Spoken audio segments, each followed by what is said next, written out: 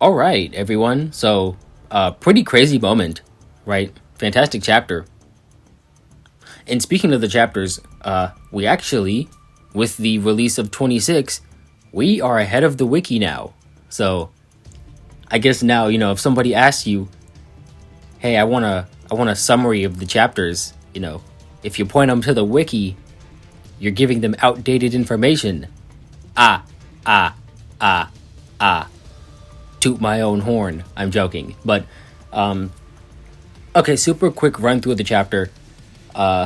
We have Commandant. He wakes up in front of like Lithos, and Lithos is talking about, "We're gonna turn you into a hetero creature. We're gonna do to you what we did to Chico." And we also learn that Commandant also can't become a construct, which I don't think he ever was gonna be a construct anyway. I felt like we knew this before, but I guess this could be like the first time they ever mentioned it. Then Lameia breaks through to the cradle, and and one weird thing about like Lameia's timing, I guess, is when she went, like she got her new frame right from Luna, and then she went looking for the lab, and she was attacked by Loki. And when she was attacked by Loki, she saw Voodoo there too. Voodoo got her new frame, but Cinderella was also still there. And then we like fast forward into like the cradle, and like Cinderella is now an egg. So question is like, did that happen like right before the chapter started, or has it just been like a year? I don't know. Food for thought. Anyway, he meets Short Halt, get Lameia, they run away, they find the Lithos clones, they blow it up, they piss off Cthilla, she gets mad, kills Short Halt, they do some more escaping, and then, at the end of the chapter, essentially, everyone dies. Everyone dies. If your name is... Oh, I hit my hand. If your name isn't Lameia, you die at the end of this chapter. So, like, it's RIP. GG's for everyone. Except we learned that, Commandant didn't die. Commandant was actually a clone. Which I think at the end... Well, not think, but... At the end of the chapter, Clone Mandant dies, thinking he's the actual Commandant and that he's been abandoned. And I think that's really sad. Especially because, with Lucia being a clone, we've been kind of conditioned to like see clones as like their own individuals and not just like extensions of the original person. So it's really no different than like if Commandant himself really did just die, because that's how he would have reacted. Let's see. I'm going down a list of stuff to talk about. So yeah, like I said, his copolymer report. He can't be a construct, and he didn't want to be like sent to the back lines, which is something that Simon had to deal with a lot. Which is why it was so hard for like Simon to get on the front lines and like for Night, and why that was such an important mission for him, is because he was always stuck in the rear because he also has like no adaptability. Voodoo and Loki, they got split, and I think it was Voodoo? Hold on, I'm gonna cut it and check. Okay, I'm back from checking. It was Voodoo. Voodoo is actually an illegitimate child of Ashlar. So, we have learned two things about him. One is that he's a deadbeat dad. And two is that somebody out there made him a dad. Alright. Like I said, we got Cinderella, and she became one of the eggs. There's a combat stage in the middle of the chapter, like after she gets her mind, Lameia gets her mind fused with the egg. There's a combat stage during that, and she actually fights a extremely strong sea fairy, and that sea fairy is what Cinderella turned into, because Cinderella didn't have the ability, she didn't have a stable enough mind to become chaos, to become the key, so she just kind of got turned into one of those random hetero creatures. And like, as for the eggs themselves, most of them are irrelevant. There's a possibility that there are two separate ones that are important. So I think there's the one egg that has Cinderella, and that's the one that Cthilla carries around everywhere. And then there is one other egg, which eventually becomes chaos. And that might have been the one that Lameia picked up before and dropped into the red tide. Maybe. But the point is, most of the eggs are not very important, right? They're kind of like chicken eggs, right? Cthilla can just make them. But occasionally, if you take one of the eggs and do something with it, like put a consciousness inside of it, it can turn that, do nothing egg into something important, like the key. And like I said in the video, the key is essentially a guide, right? You can kind of ask it questions and it shows you how to reach a desired future and like what will happen if you do reach that future. So like Lameia is asking the egg how to change all these things that happened like in the past, and it's telling her that you have to go into the past. And during the process that she's like, if the egg is telling me to go into the past, then Vonagget must have a way to go into the past, which at this point I think we should know is the tower, right? The tower has all the timey-wimey shenanigans, so that's probably it. And considering this comes out during Shaper's Ripples, most of you probably know what's happening with that. Okay, so moving on to Project Cthilla. It's actually older than Construct technology, so it's probably like, end of the Golden Age era stuff. And the aim of the project was to give like humans immortality, and it did that through rebirth. So like they would digitize your mind, right? Digitize your mind, put it into a computer. They would grow a new body using Cthilla, and then they would upload your mind into that body. And presumably you would have like your memories and your personality and stuff, and it would just be like waking up in a new body. Kind of like Robot from Invincible. I was watching Invincible earlier today. We know for a fact that Cinderella was one of these, right? She was XX3, and she didn't manage to keep her past memories and stuff, but she kept her like scientific talent. So they gave her the new identity as Cinderella. There's also multiple Cthillas. So I think like Cinderella's mother, I think she was Cthilla 107, maybe. Don't quote me. I don't feel like checking. You know what? I will go check. Okay, I'm back. CB 103. That's Cthilla's mother. And then there's the Cthilla that came after, which I think might be the same one as the one we have right now. And that Cthilla, she's stuck in the Tree of Life, which isn't important. It's just the name of the tree that she's stuck into. And the tree, it makes the red tide, and it also makes the hetero creatures that she can control. Just to make this clear, Cthilla can control the hetero creatures that she produces. She can't just control all the hetero creatures, period. Okay, and then there's Noan, Clone Noan, Cloan, and he shows up to save Commandant, and he's surprised to find Commandant is running around, because he's seen a bunch of other clones of Commandant. So he's like, oh, you seem to be a bit more capable, so you must be the real one. And of course Commandant has, the jacket and the terminal, and he's like, of course I'm the real one. Even though, press X to doubt. But Noan is also surprised to find Commandant doesn't recognize him, and he just like chalks it up to Lithos messing with his memories. But if you read Noan's anima, his arcade anima, that like side story, it actually tells you that incident that the fake Noan was talking about. And speedrun, Simon got kidnapped for something, and real Noan and Commandant went to save him, and in the process of saving him, they ended up meeting and fighting this fake Noan, and real Noan, ripped fake Noan's eye out, because behind his eye is where the like monitoring device that Lithos used on him was placed. So obviously they weren't in Babylonia to do like, a surgical procedure to get it out, so he ripped it out of his head. It's not too relevant to the chapter, but it is just a good little story. Noan is such a main character. Like, if Noan was the main character of the game, I would not be mad.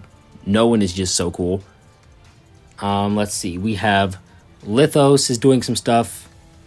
So we see all of his memory clone, not his memories, but like his memories in that tide projection space.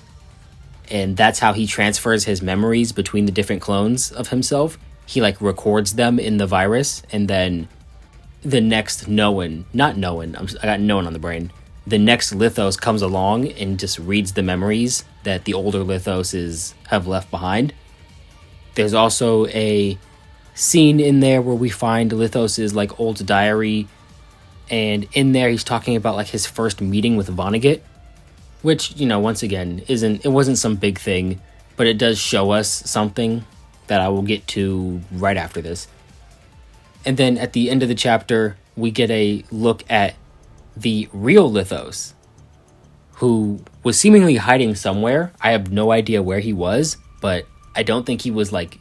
He definitely wasn't one of the Lithoses that were on the Cradle, because he said he had to like head over here as soon as he woke up.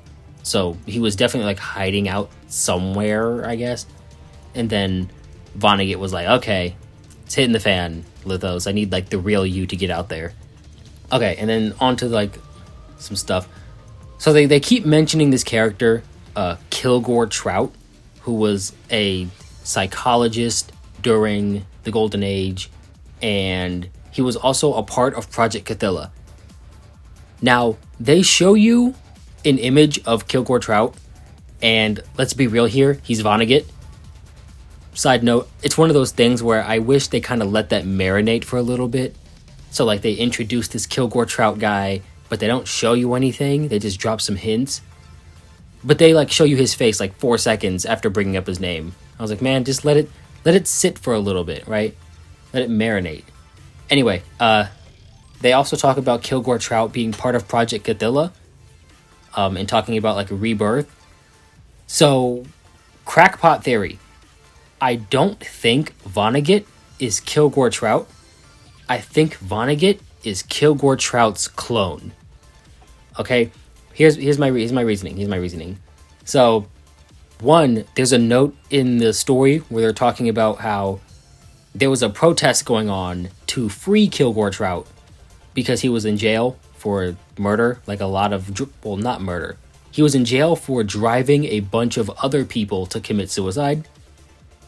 And there were like a bunch of protesters saying, well, the people he told to commit suicide were a bunch of like other criminals. So, you know, free him, free my man.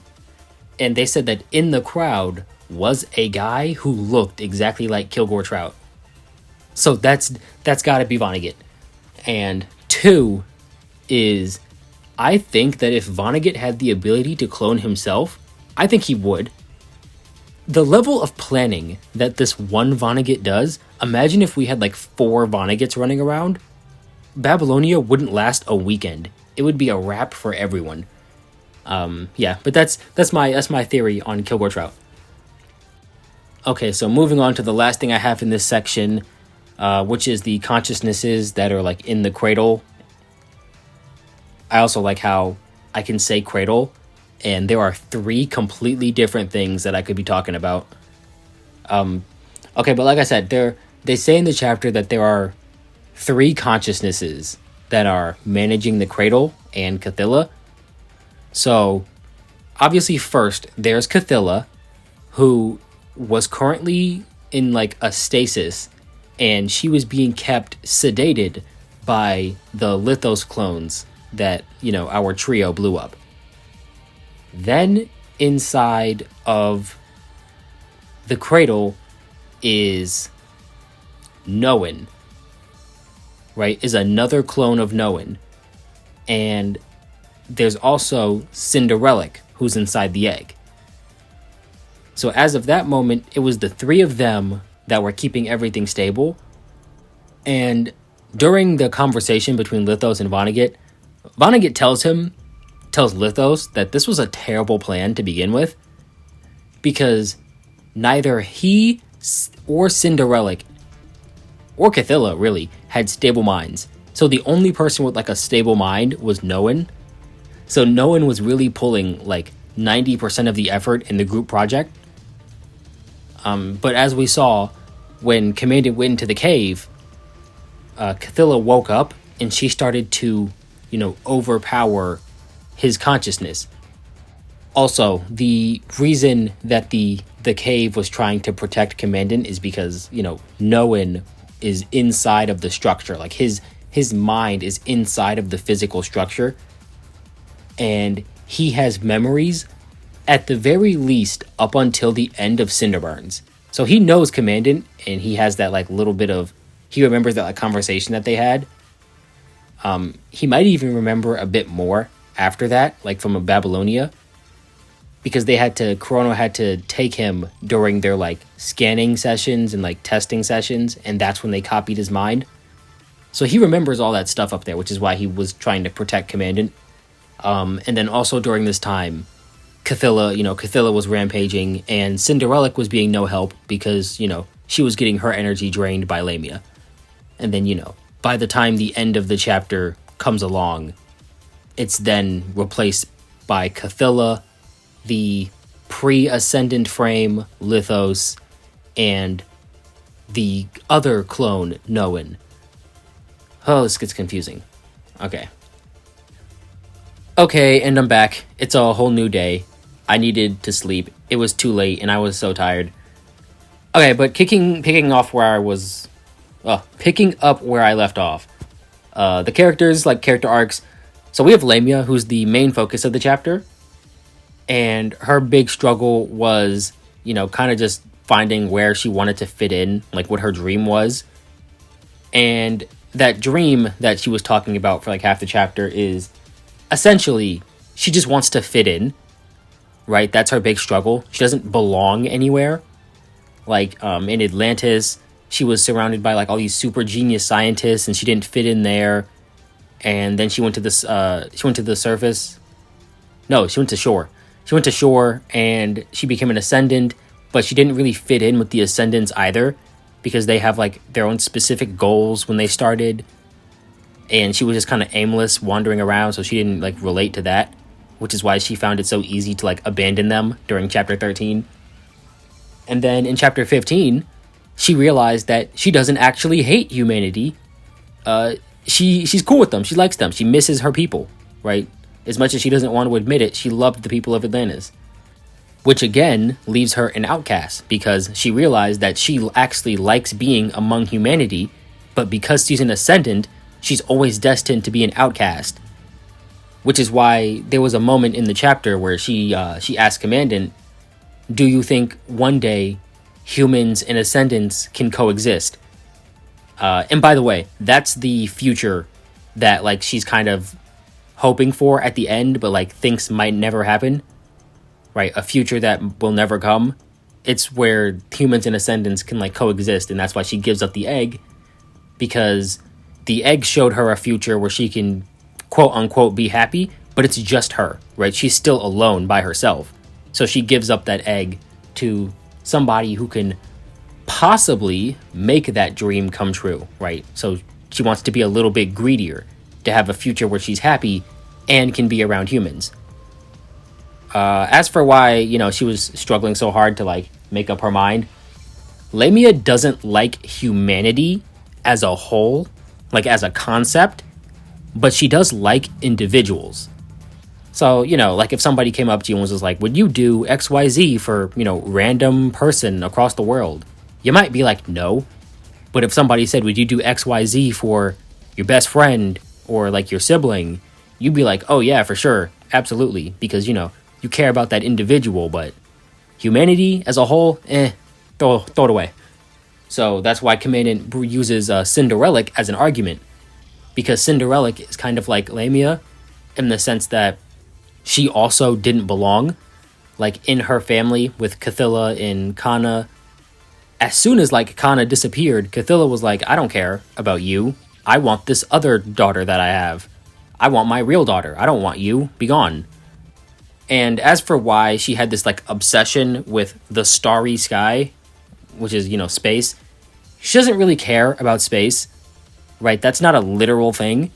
The question that she asked the egg was like, she wants to know why the people chose to move forward at the cost of their lives. So like, why did they choose to continue on their path knowing it would like kill them?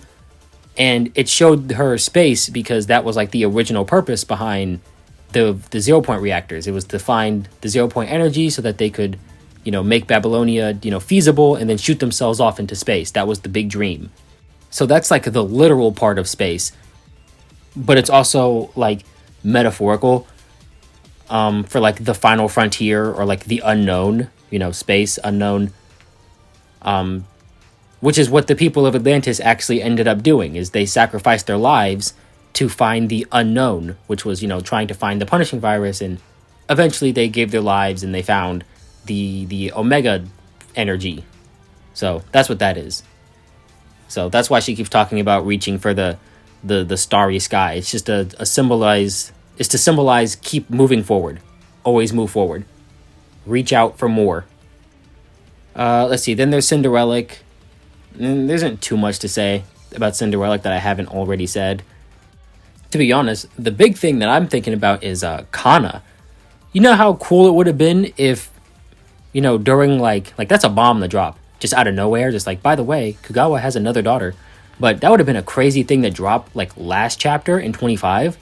Like when Elisa is looking through Pikmin's, diary or folder or whatever she found. What if instead, what if on top of finding, the secrets of Utopia, she also found like a note at the bottom that was like, blah, blah, blah, Kana Korono. And then she could be like, Kana Korono? What's that about? And you could let stuff like marinate for a bit. Why do you guys have to introduce and settle stuff all in the same chapter? Let stuff sit.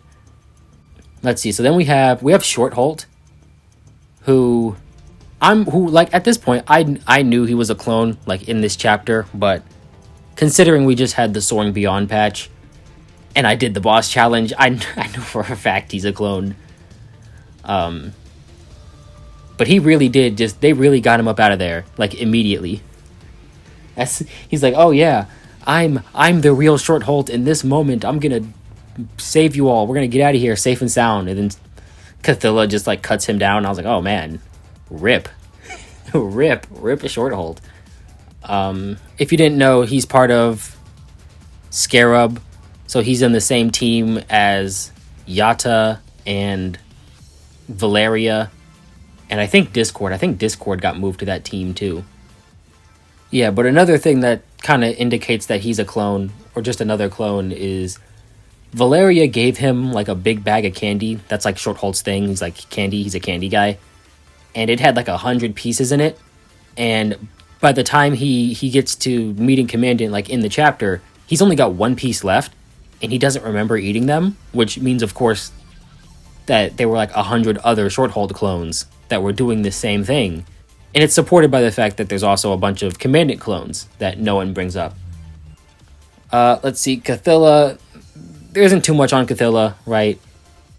She gave Kugawa a baby, and then they put her back into the tree, and, blah, blah, blah happens, and then we get to the chapter, right? Other than that, she doesn't do much. She just kind of rages out.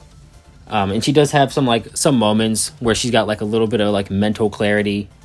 But really, it's just that ending part where she tells Commandant, hey man, living like this kind of sucks. Do me a favor and kill me. Alright, and then there's Lithos. So we have Lithos' original frame that kind of shows up. We don't know anything about that frame. But we do have some interesting stuff that came from one of his clones. So one of his clones, right, changes back into the frame he had before he was an Ascendant. So that was one of the Ascendant Lithos copies changing into that new frame. It wasn't the OG Lithos frame. And while he's talking, he kind of like describes, why he ended up so twisted. And it seems like the kids at the orphanage, because Lithos was in an orphanage, they were all being abused. So now he equates love to pain, because, while he was being abused, the people were like, we love you, we do this because we love you. So now he equates pain with love, which is why he allows himself to be killed over and over and over again, because it's supposed to show that he genuinely wants to do what he's doing. And the big thing that he's doing is, okay, this is actually huge. a huge lore thing. I'm skipping ahead a little bit, but he is actually trying to save humanity.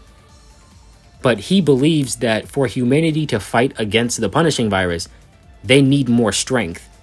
So all the experiments and stuff that he does is to give humanity more strength so that they can fight effectively. So, you know, he's using the punishing to destroy the punishing, and we're going to get back into that a little bit later. But another thing that Lithos seems to have an obsession with is this woman named Rose. And that seems to be why he has that hairpin and the long hair, which is a wig.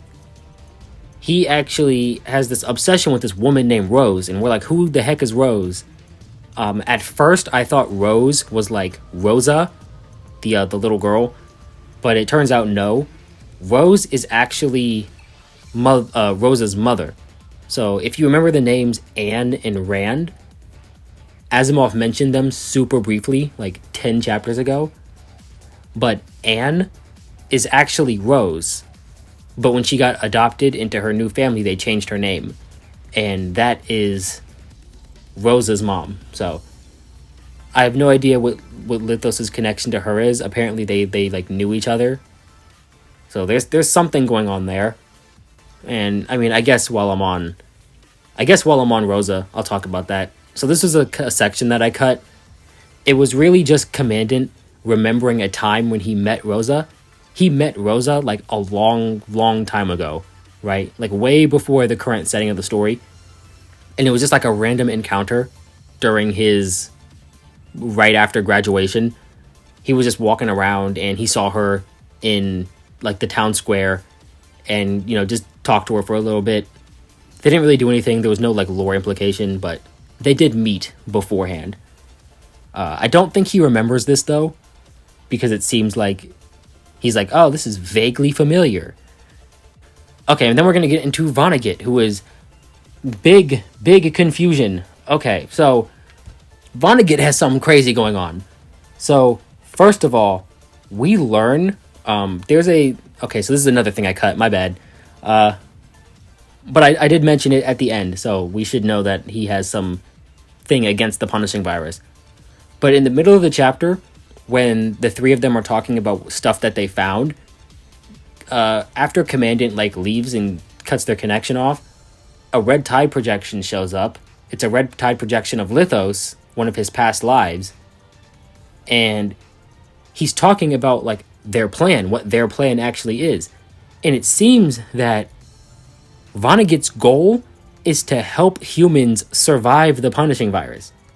So at this point, my brain is fried. And hearing that, it made me think of like a whole bunch of theories, which I'll save for the end of it. I'm not going to waste time now because those are kind of long. But at the end of the chapter, he acquires the egg. And at the very, very end of the chapter, like the very last thing that happens is the egg hatches and we see chaos for the first time. And also at the end is the Merciful One, who at this point, she seems to be above Vonagget and Luna. She seems to be doing something wholly different because she's looking at like humanity on like a cosmic scale. Like she referred to Vonagget's whole saving humanity as like a side quest, and I was like, oh man, okay, she's up there. So I guess if we have to fight her, or maybe we won't have to fight her. I don't know. If we do have to fight her, she's going to be a problem. We got Outer Gods and PGR. Okay, never mind. It looks like I inadvertently covered all of my cut content. So, okay. So big lore information. So, first we have what the filter is and these punishing virus wills. So, first of all, we find out the reason why it's so difficult for constructs, for Ascendants to cut themselves off from the network.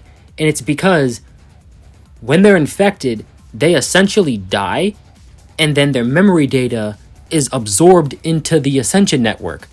And then when they become Ascendants, they filter all of that random information that's in the punishing virus, and they can reconnect to their consciousness data that's inside the network. but their data is still in the network. It's not within their frames. So if they cut themselves off, they no longer have access to the network, which means they lose connection to their data.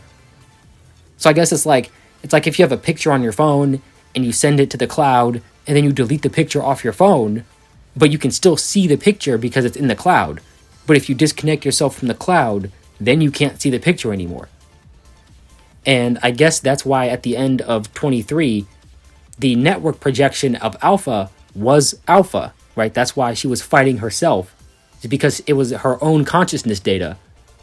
And when she trapped that part of the network within herself, it was her trapping her consciousness back inside of herself so that she could, kind of cut herself off without losing that data that she needs to continue surviving. And then we have these punishing virus wills, the wills that are in the Ascension network. Okay, so from this point on, I have to work under the assumption that the Ascension network and the punishing virus are two separate things. Right, so I think I'm going to work, I'm going to work under the, I'm going to think that the Ascension network is its own thing, but it just has access to the punishing virus. So now, for sure, one of those wills has to be the thing that we saw trying to get 21 back in Chaos Unsnarled. So that thing definitely has to be one of those wills that they were talking about. But on top of the will, I'm going to get into this wills thing, because here's a theory. Here's a big theory. I cut all of that out because none of that made any sense. But theory time. So we have the multiple wills that are in the Ascension network. That's what Lameia says, right? All this random consciousness data that's in the network is beginning to coalesce and fuse together. So what if it's just the punishing virus, right? The punishing virus shows up and it kills things, right? It just kills things at first because it's just the virus. It just shows up and things die. But as it absorbs things, it takes in their data. Because at this point, the punishing virus is just information. That's what Alpha in the network were kind of talking about in chapter 23. They were talking about the interaction of information, how punishing virus interacts with just the information it gets from stuff on Earth, right? Because the punishing virus isn't just a physical virus or anything, because it can manifest itself however it wants. So it has to be just data. That's what it seems to be. It's just data of anything and everything mixed together. So we have the punishing virus. It kills things and it absorbs their data, their memory data, and then maybe that memory data begins to form an unconscious will of itself. So the will of all the things that died in there.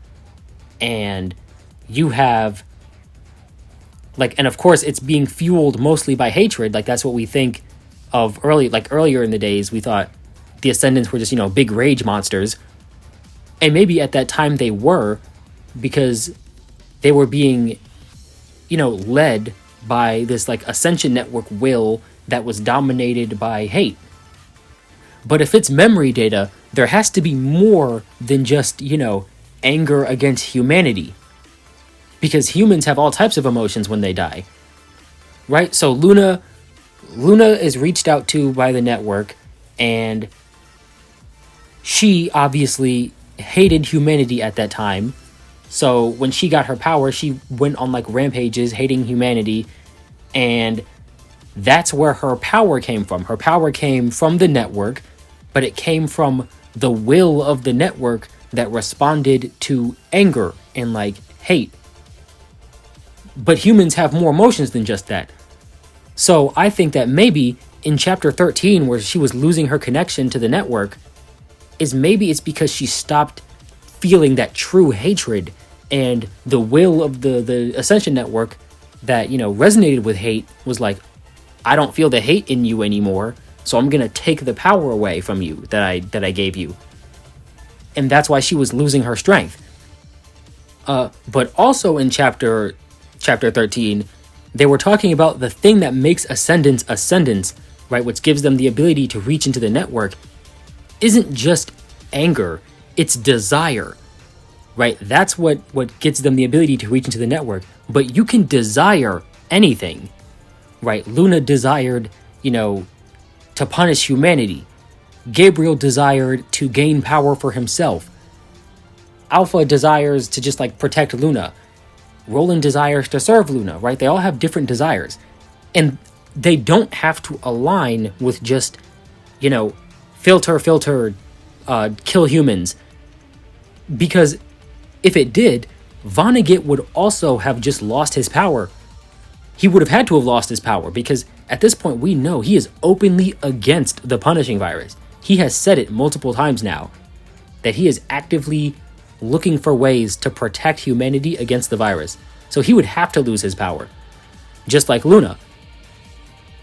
But what if he's not tapping into that virus will of hate? What if he's tapping into a different will of something else?